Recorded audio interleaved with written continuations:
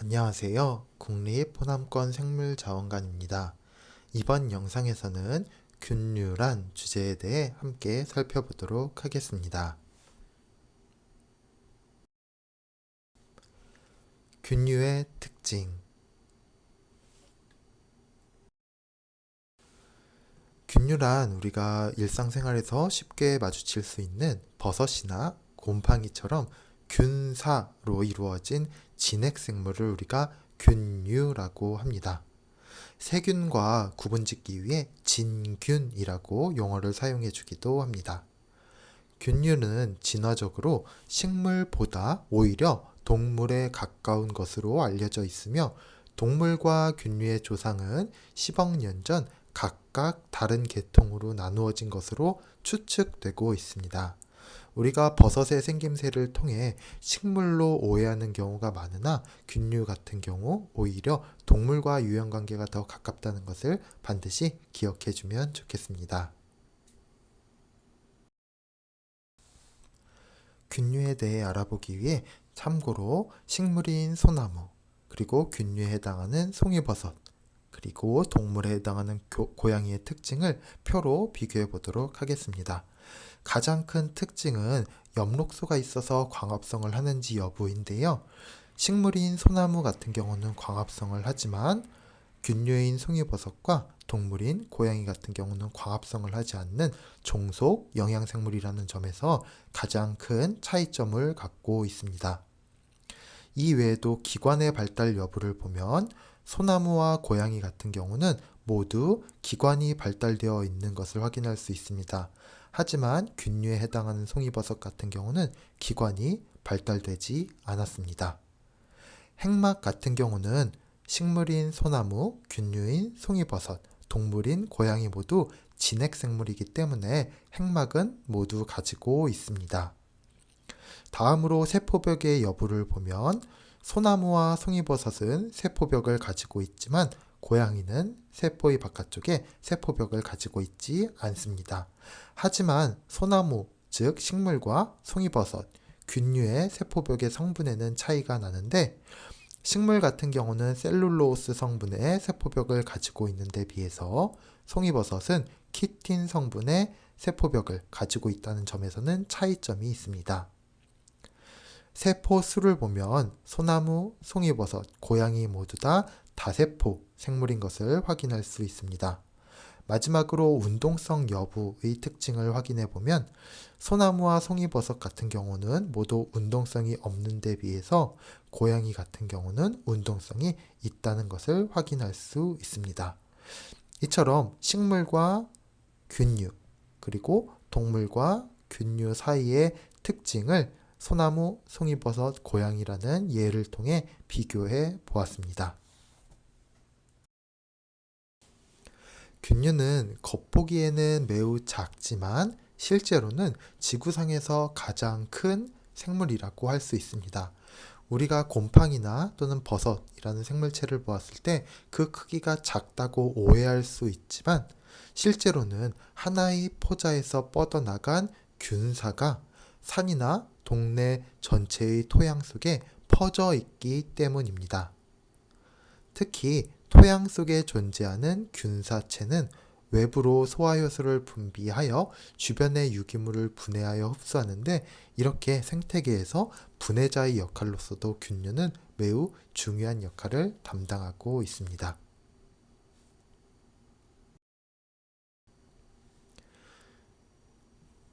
곰팡이, 버섯, 그리고 효모와 같은 생물을 우리가 균류라고 하며 이 균류가 포함된 생물 분류를 균계라고 합니다. 균계는 진핵생물의 분류 중 하나로 효모, 곰팡이, 버섯 등이 포함되며 균계는 원생생물,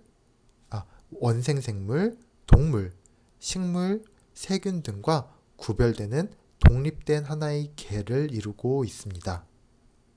이 계에 속하는 생물들을 팡이 또는 세균과 구분짓기 위해 진균이라고 합니다.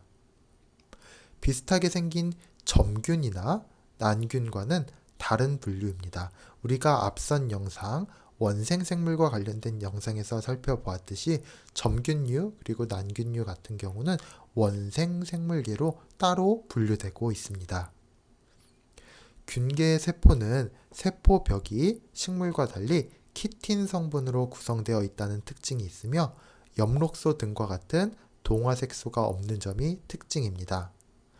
따라서 균류는 고등식물처럼 광합성을 하여 스스로 양분을 만들지 못하므로 다른 생물체나 유기물에 붙어서 기생 또는 분해하는 부생을 하고 있습니다. 이와 같은 점이 식물과 큰 차이점이라고 할 수 있겠습니다. 균류의 특징을 몇 가지 정리해 보면 다세포 진핵생물로 유기물을 섭취하여 에너지를 얻는 종속 영양생물이라는 점이 가장 큰 특징입니다.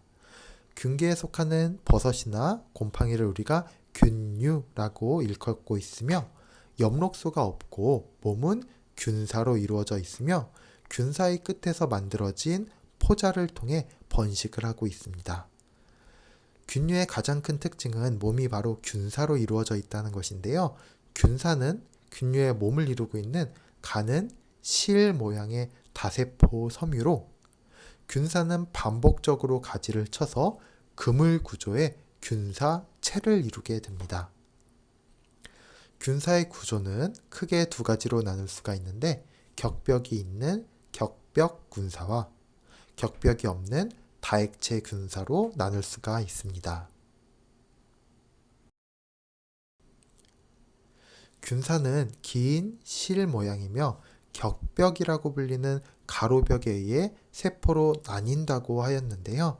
이 격벽에는 리보솜이나 미토콘드리아, 핵 등이 이동할 수 있는 작은 구멍이 있습니다. 격벽이 없는 균류는 수백, 수천 개의 핵을 포함하는 연속된 세포질 덩어리로서 이루어지며 이런 경우를 우리가 다핵체 균사라고 부르고 있습니다.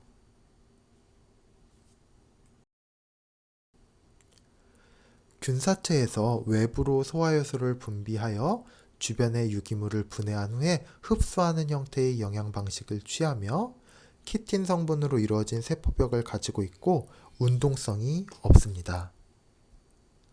균류는 운동성이 없는 대신 균사가 빠르게 생장하여 뻗어나가며 균사의 굵기보다는 길이를 늘림으로써 양분의 흡수 면적을 넓히는 형태를 취하고 있습니다. 동식물의 사체에부터 기생생활을 하거나 공생생활을 하며 생태계에서 분해자로서 중요한 역할을 담당하고 있습니다. 또한 대부분 영양체가 균사로 되어 있고 유성생식 또는 무성생식으로 포자를 만들어 번식하는 형태를 취하고 있습니다.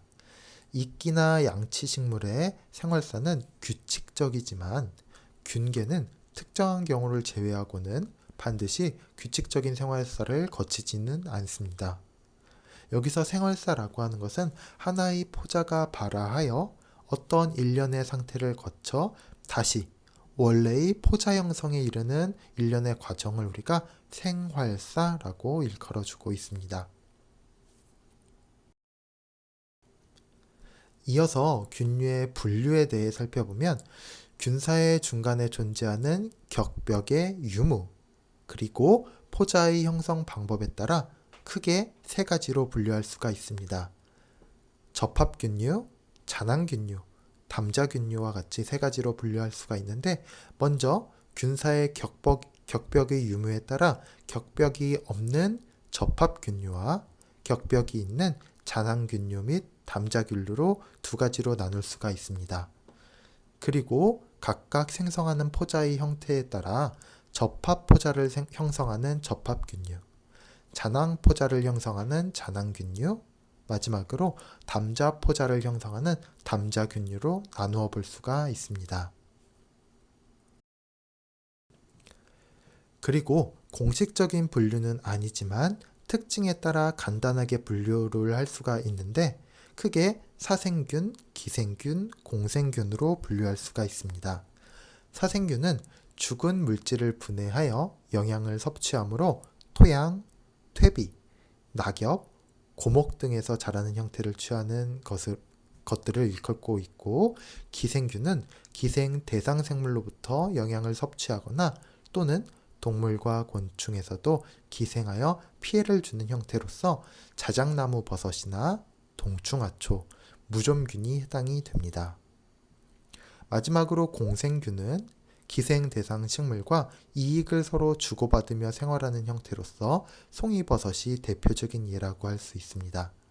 이때 균류는 인과 질소 등을 소나무에 공급하고 나무는 당분을 균류에 공급하여 서로 도움이 되는 공생관계를 취하고 있습니다. 이와 같은 분류는 공식적인 분류가 아니고 특징에 따라 간단하게 분류한 것이라는 것 또한 참고로 알아두면 좋겠습니다. 균류의 분류.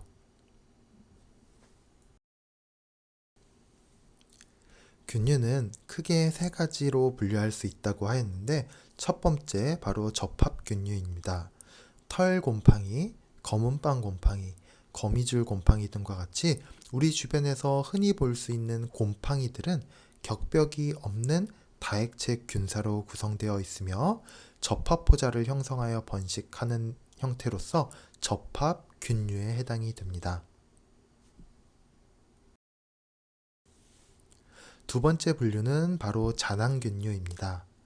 붉은빵 곰팡이, 누룩곰팡이, 효모, 동충하초 등은 격벽이 있는 균사체로 이루어져 있으며 분생포자로 무성생식하거나 잔황을 형성하여 유성생식으로 번식하기 때문에 잔황균류로 분류되고 있습니다.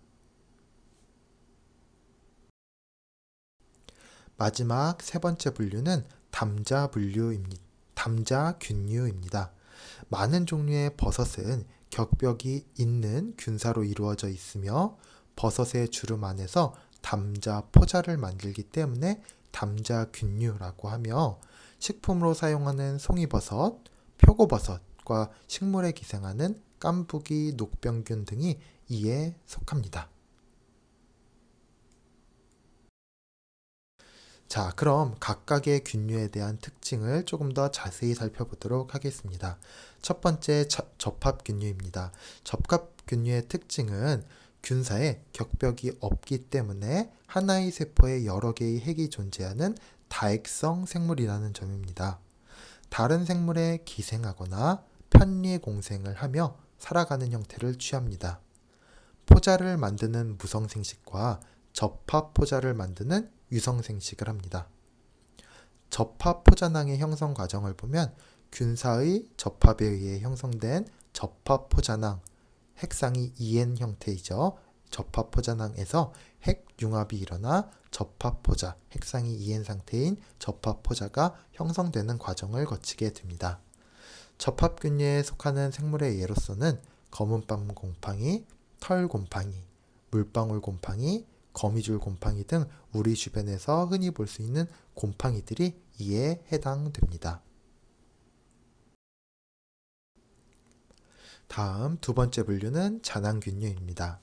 잔황균류의 특징은 균사에 격벽이 있는 다세포성 생물이라는 점에서 앞에서 살펴본 접합균류와 큰 차이점이 있습니다. 바다, 담수, 육상 등 다양한 곳에서 서식하며 균사 끝에서 만들어지는 분생포자로 무성생식을 하거나 균사의 접합으로 잔황을 형성하여 잔황포자를 만드는 유성생식 과정을 거칩니다. 핵상이 EN 상태인 잔황에서 핵융합과 감수분열에 의해 핵상이 N 상태인 잔황포자가 만들어지기 때문에 다양한 형질을 가진 곰팡이가 생길 수 있습니다. 잔황균류에 속한 생물의 예로서는 푸른 곰팡이, 누룩곰팡이, 효모, 동충하초 등이 해당이 됩니다. 여기서 효모 같은 경우는 다른 균류들과는 달리 몸이 균사로 이루어져 있지 않으며 출합법에 의한 무성생식을 하는 형태를 취하고 있습니다. 하지만 환경이 좋지 않으면 두 개체가 접합하여 잔황을 형성하고 감수분열로 잔황포자를 만들기 때문에 잔황균류로 분류되고 있습니다.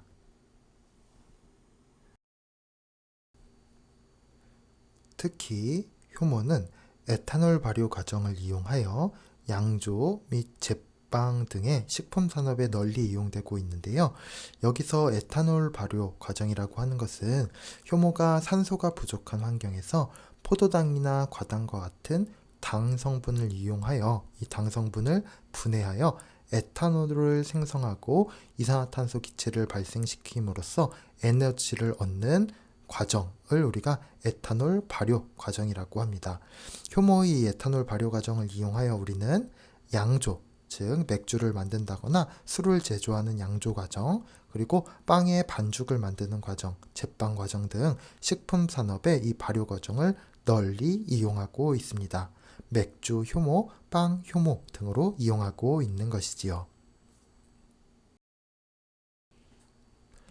여기서 발효의 과정을 조금 더 자세히 살펴보도록 하겠습니다. 먼저 발효와 부패를 비교해 보면 미생물이 유기물을 분해한 결과물이 인간에게 이득이 될 때의 분해 과정을 발효라고 하며, 반대로 분해한 결과물이 인간에게 해가 될 때의 분해 과정을 부패라고 합니다. 우리가 보통 음식이 썩는다, 상했다라고 하는 과정이 부패에 해당하는 것이지요. 생성된 물질에 따라 알코올 발효, 젖산 발효, 아세트산 발효 등이 있습니다. 발효를 일으키는 미생물에는 균계의 곰팡이 그리고 효모가 해당이 되며, 원핵생물계의 세균 또한 발효를 일으키는 미생물 중 한 가지입니다. 대표적인 예로 누룩곰팡이, 효모와 같은 균류의 생물들이 있고, 그리고 유산균과 같은 세균, 생물도 포함되어 있습니다. 대표적인 발효식품에는 다음과 같은 것들이 있는데요.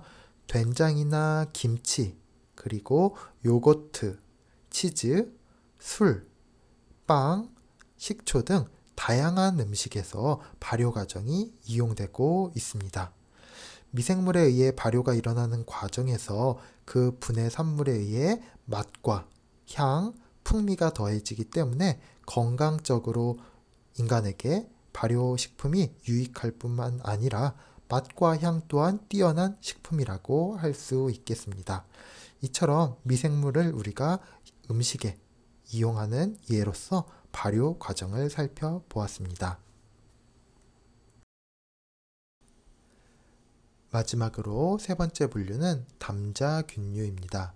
담자균류의 특징은 균사의 격벽이 있는 다세포성 생물로 앞에서 살펴본 잔황균류와 동일합니다. 버섯의 생활사를 보면 깃 안쪽의 주름에 담자기가 형성되고, 담자기에서 핵융합과 감수분열에 의해 담자포자, 핵상이 N 상태인 담자포자가 만들어지게 됩니다. 담자포자가 발화하여 생성된 균사체는 환경이 좋으면 지상부로 나와 자실체가 됩니다. 버섯의 균사는 토양 속에 존재하며, 버섯의 몸인, 우리가 버섯이라고 알고 있는 버섯의 몸인 자실체는 포자를 형성하기 위해 토양 밖으로 형성된 균사 덩어리입니다. 이러한 담자균류에 포함된 생물의 예로서는 송이버섯, 표고버섯과 같은 다양한 버섯이 포함되며, 깐부기균, 녹병균 등이 담자균류에 포함이 됩니다.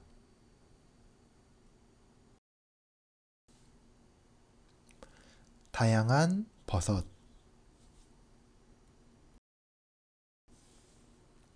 우리가 균류에 대해 살펴보고 있기 때문에 우리가 가장 많이 일상생활에서 접하는 버섯에 대해 살펴보도록 하겠습니다. 버섯이라고 하는 것은 식물처럼 보이지만 식물이 아니라 균류, 균계에 속한 생물로서 균류의 포자를 지니고 있는 육질의 자실체 기관을 우리가 버섯이라고 부르고 있습니다. 대표적인 종은 담자균류에 속하는 주름버섯목에 속하는 것으로 양송이버섯과 광대버섯이 있습니다. 이들은 우리가 익히 알고 있는 버섯의 전형적인 외형을 갖고 있습니다. 버섯의 형태를 보면 전형적인 버섯의 형태는 갓, 그리고 대, 주름살, 턱받이, 대주머니 등으로 구성되어 있습니다. 이러한 구성 요소는 버섯의 종류에 따라 또 존재 유무에 따라 다소 차이가 나고 있습니다. 또한 갓의 형태, 주름살의 부착 상태 및 조밀도, 그리고 턱받이의 위치 등에 따라 버섯 종은 다양하게 분류될 수 있습니다.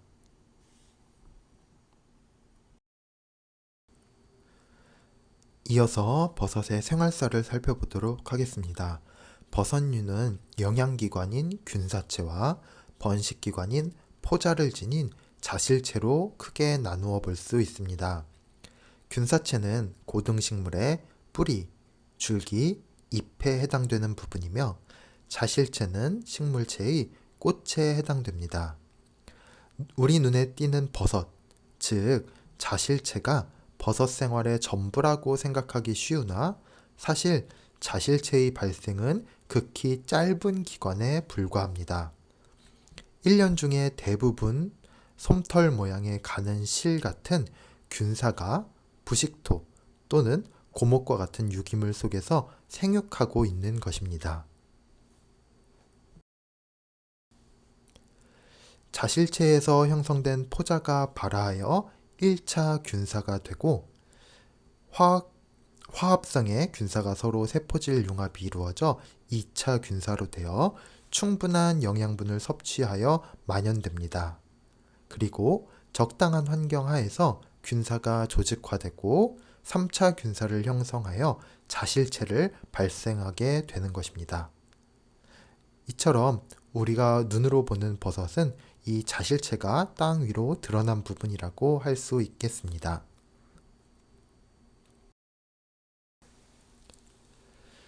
버섯은 다양하게 분류할 수 있습니다. 대부분의 버섯은 담자균의 주름버섯목에 속하며 버섯이 성체가 되면서 자실충이 공기 중에 노출되어 포자가 비산하기에 적합하게 되어 있는 형태를 갖고 있습니다.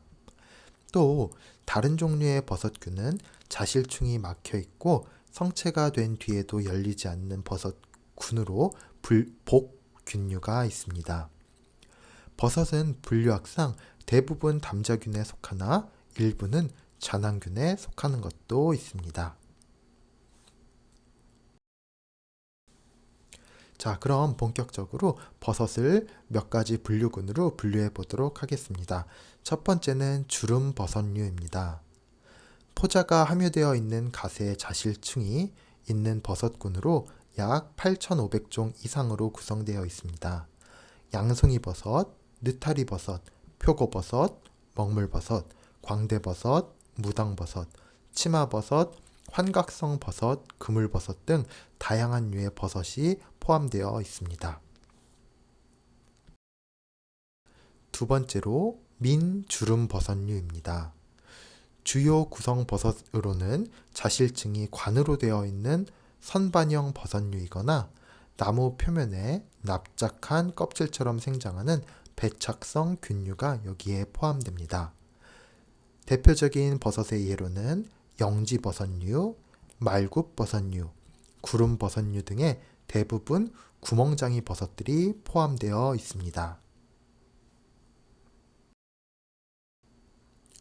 살아있는 나무나 죽은 나무에 부후를 일으키고 또한 자실체가 쌀이버섯처럼 산호형인 것 그리고 원룸형이거나 막대형인 것도 여기에 포함됩니다. 버섯의 세 번째 분류는 복군류입니다. 자실체에는 외피가 있으며 그 내부에 기본체가 존재하는 형태입니다. 포자가 성숙하면 외피가 파괴되어 포자가 밖으로 나오게 되는데 버섯 종류에 따라 그 방법이 다릅니다. 복근류에 포함되는 버섯은 크게 두 가지로 나눌 수가 있는데 말불버섯류와 말뚝버섯류입니다. 말불버섯류에는 말징버섯, 말불버섯, 방귀버섯 등이 포함되며 말뚝버섯류에는 말뚝버섯, 망태버섯, 찻잠버섯, 붉은 알버섯 등이 포함됩니다. 네 번째 버섯의 분류는 모기버섯류입니다. 모기류에는 분류상 모기목, 붉은 모기류, 흰 모기류의 세 그룹이 있는데요. 이 분류군은 담자기의 형태가 독특한 형태를 하고 있습니다. 모기목에서 식용으로 널리 알려진 모기버섯은 자실체가 주발 모양 또는 귀 형태를 하고 있기 때문에 이름 또한 모기버섯이라는 이름을 갖게 되었습니다. 갓 아래의 자실층은 매끄럽거나 간맥이 있고 황갈색 또는 갈색을 띠고 있는 형태입니다.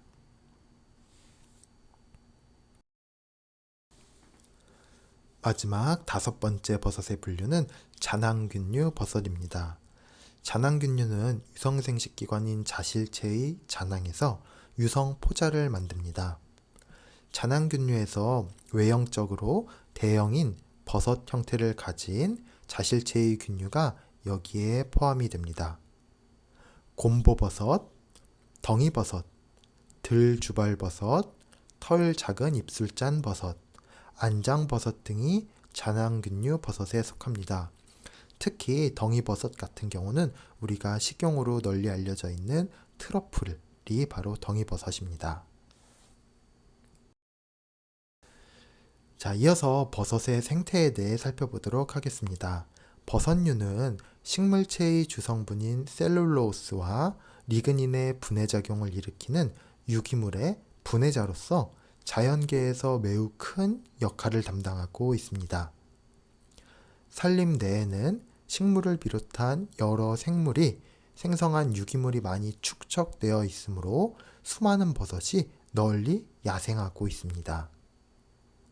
버섯은 땅 위에 나는 임지 발생균류와 고목에 돋는 목재 발생균류로 대별할 수 있습니다. 버섯 중에는 동물의 분해 발생하는 것과 곤충이나 거미의 시체에 기생하는 동충하초류가 포함됩니다.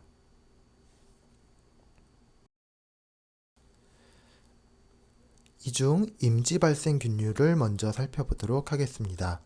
임지발생균류는 땅 위 또는 땅 속에 파묻힌 낙엽, 마른 풀 또는 나뭇가지 등의 균사를 뻗어 영양을 섭취하여 생육하는 종류가 많습니다.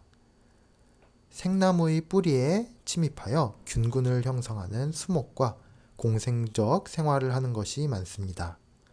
수목의 대부분은 균류와 공생하며 균근을 형성하고 있는데 대표적인 예로는 송이버섯, 배젖버섯, 그물버섯 등이 해당됩니다. 이어서 목재 발생 균류에 대해 알아보도록 하겠습니다. 목재 발생 균류는 생나무의 줄기나 뿌리에 기생하여 목재를 썩이는 병해균이 포함되어 있습니다. 따라서 삼림에 큰 피해를 주기도 하는데요. 대부분은 죽은 고목에 침입하여 목재에 부후를 일으키는 것이 많습니다. 제목 또는 건축물에 큰 손해를 끼치기도 합니다. 목재를 비롯한 유기물을 부패시키는 일은 자연계의 물질 순환 과정에서 보면 매우 중요한 역할을 담당하고 있는 것이라고 할 수 있습니다. 이러한 버섯은 인간과 매우 밀접한 관계를 갖고 있는데요. 우리 인간은 버섯을 먼저 식용 버섯으로 크게 이용하고 있습니다. 버섯은 특히 한국, 중국, 일본 및 유럽에서 요리에 광범위하게 이용되고 있는데 가장 인기 있는 버섯 중 한 가지가 바로 양송이 버섯입니다. 이 외에도 식용으로 이용되는 버섯에는 느타리, 표고, 팽이, 노루궁뎅이, 잎새버섯, 송이, 덩이버섯, 곰보버섯 등 다양한 버섯들이 식용으로 이용되고 있습니다. 최근 재배기법 및 육종의 발달로 다양한 버섯을 식용으로 이용하고 있는 상황입니다. 앞서 살펴본 것처럼 식용으로 이용하는 것 외에도 버섯은 약용으로도 이용되는데요. 버섯이 약용으로 이용된 것은 한방에서는 매우 오래되었습니다. 최근에는 버섯에서 추출한 다당체, 단백 다당체와 같은 생리활성 물질을 정제하여 상품으로 판매하고 있으며 가정에서는 차로서 버섯을 음용하고 있습니다. 한방에서 활용되고 있는 버섯의 종류에는 복령, 영지, 상황버섯, 동충하초, 운지버섯 등이 있습니다. 이처럼 식용과 약용으로 버섯은 이용될 뿐만 아니라 인간에게 큰 위험을 끼칠 수 있는 독버섯도 있는데요. 독버섯은 일반 버섯과 비교하여 종수가 소수에 불과하지만 식용버섯과 구별할 수 있는 뚜렷한 구별 방법이 없다는 것이 큰 문제입니다. 따라서 검증되지 않은 야생버섯은 함부로 섭취하지 말아야겠습니다.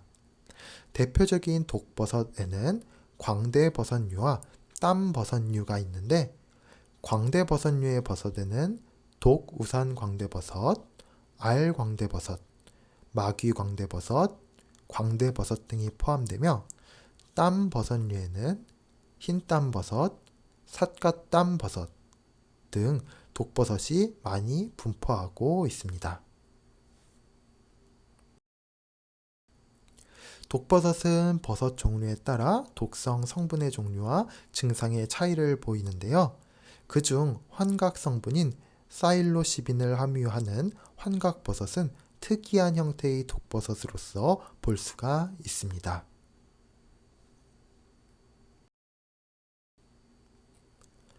균류의 가치.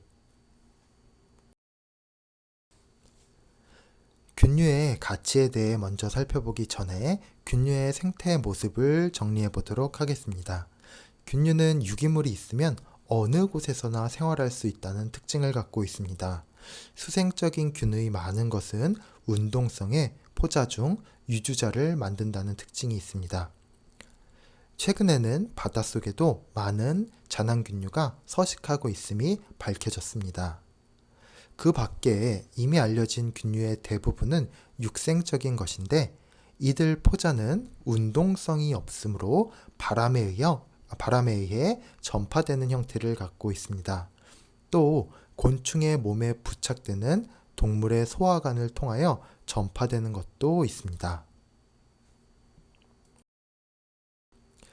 균계는 단시간에 방대한 수에 이르는 포자를 형성하는데 포자는 공중, 수중, 땅속 등 어느 곳에서나 부착하는 형태를 하고 있습니다. 그리하여 환경 조건이 맞으면 발화하여 균사를 뻗어 정착하게 됩니다. 대부분의 균류는 생물의 사체 또는 유기물에 붙어 부생적 생활을 하지만 그 중에는 생체에 기생하며 기주가 되는 생물에 전염병을 일으키는 것도 있습니다. 부생이라고 하는 것은 사체의 분해작용이며 기생은 생체의 분해작용이라고 할 수 있습니다. 기주가 되는 생물은 동식물이나 균류 등 모든 생물에 걸치지만 동물의 전염병균에는 세균류가 많은 데 비해서 식물의 병원균은 곰팡이류가 많은 것이 특징이라고 할 수가 있겠습니다.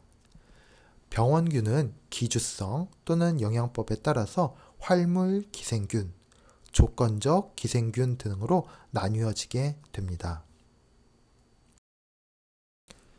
이 중 활물 기생균은 기주의 생활세포에서 영양을 섭취하는 것으로 식물에 기생하는 녹병균이 대표적인 예라고 할 수 있습니다. 이들 균은 인공배양이 되지 않는 것이 특징입니다. 부생이나 기생 외에 식물의 뿌리에 균근을 만드는 균류나 난의 뿌리에 균근을 만드는 균 등과 같이 식물과 일체되어 공생을 하는 형태도 있습니다. 자, 그럼 이제 본격적으로 균류의 이용에 대해 살펴보도록 하겠습니다. 균계는 세균류와 같이 다양한 효소계를 갖고 있습니다. 이 효소에 의한 발효력을 이용하여 많은 산업이 생겨났습니다. 녹말을 당으로 바꾸는 누룩곰팡이류, 당에서 알코올을 만드는 효모균, 녹말을 당을 알코올로 바꾸는 거미줄 곰팡이의 일종 등은 주류 그리고 알코올의 양조에 중요한 역할을 담당하고 있습니다. 누룩곰팡이, 송로버섯, 효모, 페니실린 등으로부터 유용한 물질을 얻고 유전자 변형균류를 형성을 위한 연구에도 다양하게 사용되고 있습니다. 알렉산더 플레밍은 푸른 곰팡이 속에서 페니실린을 발견하여 의약품으로서 항생물질 개발의 단서를 얻었습니다. 맥각의 호밀의 꽃에 기생하는 일종의 잔황균의 균핵으로서 출산 후의 출혈을 멎게 하는 작용이 있습니다. 독특한 생리작용에 의하여 특유의 지방, 단백질, 당분을 함유하므로 균체 그 자체에 독특한 식품적 가치가 있습니다. 효모류는 풍부한 단백질과 특히 비타민 B 복합체, 비타민 D의 모체인 에르고스테롤을 함유하고 있으므로 배양하여 과자나 수프에 혼합하며 또 동물의 사료에도 이용되고 있습니다. 이처럼 균류는 인간의 생활에 매우 다양하게 이용되고 있다는 것을 살펴볼 수 있습니다. 앞선 내용에서 알렉산더 플레밍이라는 미생물학자는 푸른 곰팡이에서 얻은 물질을 이용하여 최초의 항생제인 페니실린을 발견하였다는 내용이 있었는데요. 그 내용을 조금 더 자세히 살펴보도록 하겠습니다. 미생물학자였던 알렉산더 플레밍은 페트리 접시에 미생물을 키우면서 미생물의 성장을 억제하는 물질을 찾아내는 일에 관심을 가지고 있었습니다. 특히 세균의 생장을 억제하는 물질을 찾아내고 있었던 것이죠. 여기서 항생제라고 하는 것은 세균의 성장을 억제함으로써 질병을 치료하는 의약품을 항생제라고 하는데요. 이러한 알렉산더 플레밍은 이런 연구를 통해 눈물에서 추출한 라이소자임이라는 효소가 몇몇 박테리아, 즉 세균의 성장을 억제한다는 사실을 이미 밝힌 바 있는 상황이었습니다. 그런데 플레밍이 일하던 실험실의 아래층에서는 우연이었는지 필연이었는지 곰팡이를 연구하던 라트슈가 실험을 하고 있었습니다. 그러던 중 1928년 여름 플레밍은 포도상구균이라고 하는 세균을 기르던 배양 접시를 배양기 안에 두는 것이 아니라 배양기 밖에 실험실에 그냥 둔 채로 휴가를 다녀오게 되었습니다. 휴가에서 돌아온 플레밍은 페트리 접시를 확인하던 중 푸른 곰팡이가 페트리 접시 위에 자라 있고 곰팡이 주변에 포도상구균이 깨끗하게 녹아있는 모습을 발견했습니다. 여기서 페트리 접시에 푸른 곰팡이가 자라고 있던 것은 바로 아래층에서 실험을 하고 있던 라트슈가 기르고 있던 곰팡이가 위로 올라와서 페트리 접시에서 자라고 있었던 것입니다. 그런데 특이하게도 곰팡이 주변에 포도상구균, 세균이 깨끗하게 녹아서 사라진 모습을 발견하게 된 것이지요. 포도상구균을 기르던 배지에서 곰팡이가 떨어진 부분 주위로 포도상구균이 녹아있는 모습이 아래 사진에서 왼쪽의 모습이고요. 플레밍은 이 자란 푸른 곰팡이, 지금 오른쪽 빗자루와 같은 모습의 이 곰팡이가 바로 푸른 곰팡이인데 이 푸른 곰팡이에서 나온 어떠한 물질이, 그것이 어떤 물질인지는 모르겠지만 포도상구균을 죽였다고 생각을 하였습니다. 다행히도 다른 과학자가 아니라 이미 미생물을 죽일 수 있는, 발생을 억제할 수 있는 물질을 연구하던, 항생 물질을 연구하던 플레밍이었기 때문에 이러한 현상을 그냥 넘긴 것이 아니라 이렇게 자세하게 들여다볼 수 있었던 것이지요.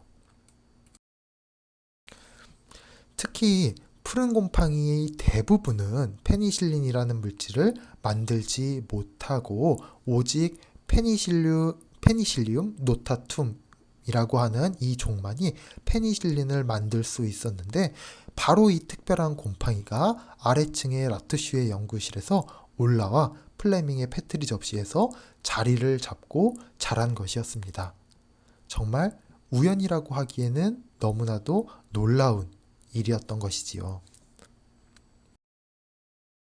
이렇게 플레밍은 문제의 푸른 곰팡이를 배양을 했고 배양된 곰팡이를 새로운 액체 배지에 옮기고 다시 일주일이 지난 뒤 배양액을 1000분의 1까지 희석했는데도 포도상구균의 발육이 억제되는 것을 확인할 수 있었습니다.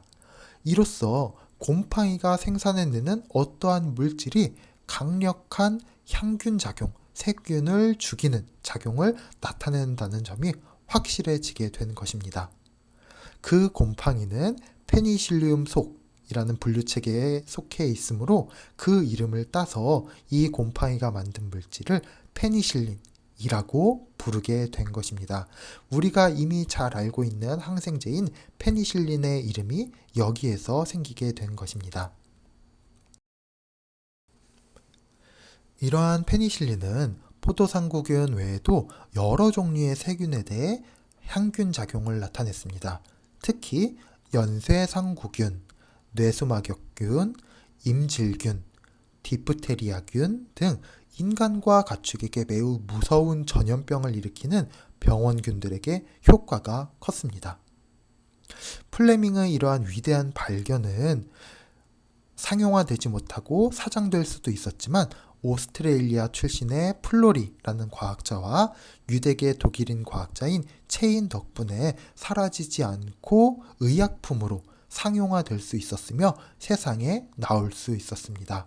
그 결과 페니실린의 개발자인 플레밍과 함께 플로리와 체인은 1945년 노벨 생리의학상을 수상하게 되었습니다.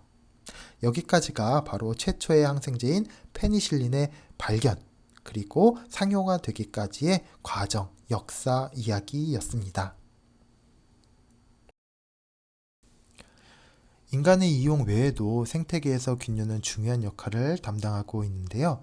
균류는 영양물질의 순환, 생태적 상호작용, 인간 생활에 중요한 기능을 하며 생태계의 분해자로서 작용하고 있습니다.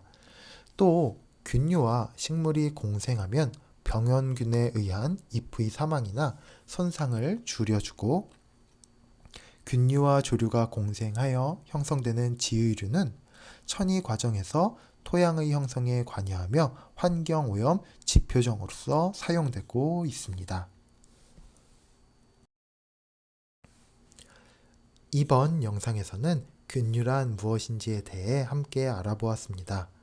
균류에 포함된 생물들, 곰팡이와 버섯, 그리고 효모와 같은 다양한 균류 생물들이 갖는 특징에 대해 알아보았으며 이 균류에 포함된 생물들을 접합균류, 잔항균류, 그리고 담자균류로 나누어서 특징과 어떠한 생물들이 포함되는지를 나누어서 살펴보았습니다. 그리고 대표적으로 우리와 일상생활에서 가장 많이 접하게 되는 균류의 생물인 버섯에 대해 조금 더 자세히 살펴보았는데요. 버섯, 다양한 종류의 버섯들을 여러 분류로 나누어 보았으며 버섯의 생태와 버섯의 특징에 대해 살펴보았습니다. 그리고 이어서 균류의 가치에 대해 우리가 함께 살펴보았습니다. 균류가 어떻게 이용되고 생태계에서 어떠한 역할을 담당하고 있는지를 함께 살펴보았습니다.